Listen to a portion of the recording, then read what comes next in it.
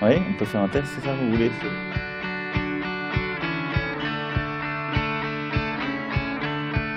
Allez-y, dites deux mots. Alors,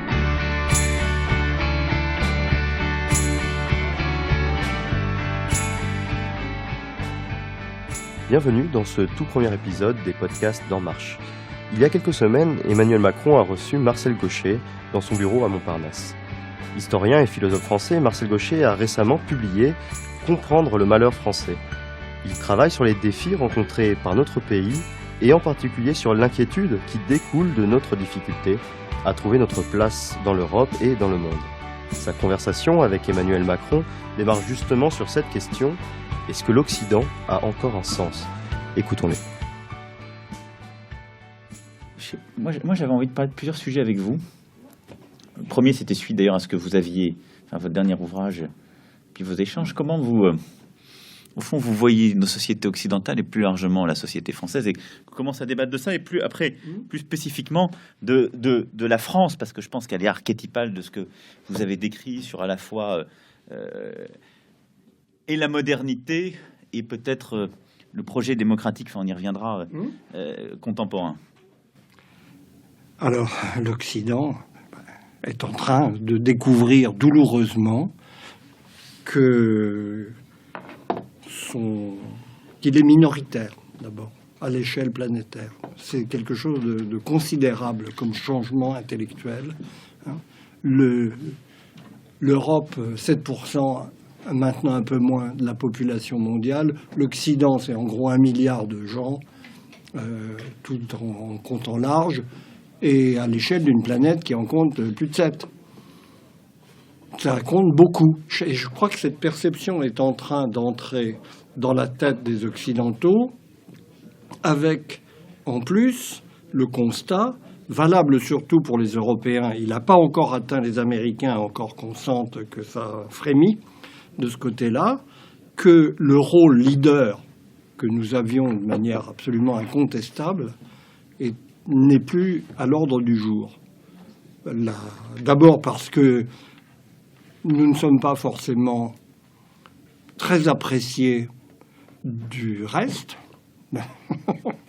comme on dit, puisque c'est un titre fameux, dont les sentiments amicaux ne sont pas nécessairement au rendez-vous, même s'il n'y a pas de conflit de civilisation à l'ordre du jour. Mais l'arrogance occidentale est très mal perçue. La conviction nouvelle est que finalement il n'est pas très difficile de s'approprier les outils occidentaux et éventuellement pour en faire autre chose. Autrement dit, nous ne sommes pas la destination finale du genre humain. Et ça, cette prise de conscience-là trouble énormément et, par exemple, me semble colorer profondément les réactions à l'immigration. C'est l'arrière-fond qu'il ne faut jamais perdre de vue pour comprendre les réactions irrationnelles d'une partie de la population, mais qui s'ancrent dans un fondement certain. Alors, l'Europe, à l'intérieur de ça, est la plus mal lotie, parce qu'elle paye son ancien rôle dominant, justement, et une espèce de mauvaise conscience coloniale la hante incontestablement. D'autant plus qu'elle a fait le virage de la bonne volonté. C'est tout à fait particulier. Je pense que c'est ça la divergence entre les États-Unis et l'Europe. Pour les États-Unis, le rôle hégémonique, la conduite prioritaire du monde reste la bonne conscience. Les Européens, ils ont dit, nous, on abandonne tout ça. Et d'ailleurs, personne dans la conviction que les autres allaient suivre, ce qui ne va pas de soi. Et c'est ce qu'on est en train de découvrir tout autour de nous de façon un peu épouvantée, parce que ça va impliquer de gros remaniements, y compris dans la tête, et surtout dans la tête. Pour le reste, on sait faire. On n'a pas. En tout cas, les Français savent encore faire. Je suis pas sûr que si on dit ça à des Néerlandais, à des Suédois ou à des Tchèques, ils sont encore, eux, sont dans cette conviction. Bon, c'est un autre problème. Et les Français là-dedans, ils sont, comme toujours, à l'avant-garde et à l'arrière-garde simultanément. C'est leur spécialité historique. Ils continuent. À l'avant-garde parce que c'est un pays qui continue de se situer dans le monde, ce que pas du tout acquis aujourd'hui à l'échelle européenne, de se situer dans le monde en ambitionnant d'y jouer un rôle, avec des moyens de plus en plus faibles, d'où la dramatisation de la prise de conscience dont je parlais, et puis, d'autre part, un refus. Un refus lié à l'arrogance de l'ancienne grande puissance. Nous, ces règles-là, ça ne nous convient pas, on n'en veut pas, point. Ça s'est joué à plusieurs reprises. Il y a une capacité. Le fait d'avoir été une grande puissance, une très grande puissance même, vous donne ce réflexe incroyable de penser que vous pouvez vous dispenser de ce que les autres considèrent comme la contrainte organisatrice. Ben non, les Français, ils pensent que c'est bon pour les autres, mais s'ils n'en veulent pas, ils n'en veulent pas, point. Et voilà, c'est ce que je vous dis. On est à la fois un pays qui a la capacité de réfléchir sur cette situation, ce qui fait que le niveau politique de la discussion, en dépit de tout, et pas simplement, je ne parle pas des appareils politiques, mais dans la société, le niveau de conscience des réalités est très élevé chez les gens. Moi, ça me frappe énormément. Et en même temps, vous êtes saisi par un refus qui ne repose pas sur l'ignorance, mais sur un refus tout à fait délibéré. Nous jouons notre carte, c'est la nôtre. Vous n'êtes pas content, c'est pareil. C'est ça le fond d'une certaine sensibilité souverainiste qui est extrêmement répandue dans la société. Je crois qu'on en est là, en gros. Mais moi, je suis d'accord sur le fait que de replacer en quelque sorte l'Occident à sa juste place, ça, je pense que c'est...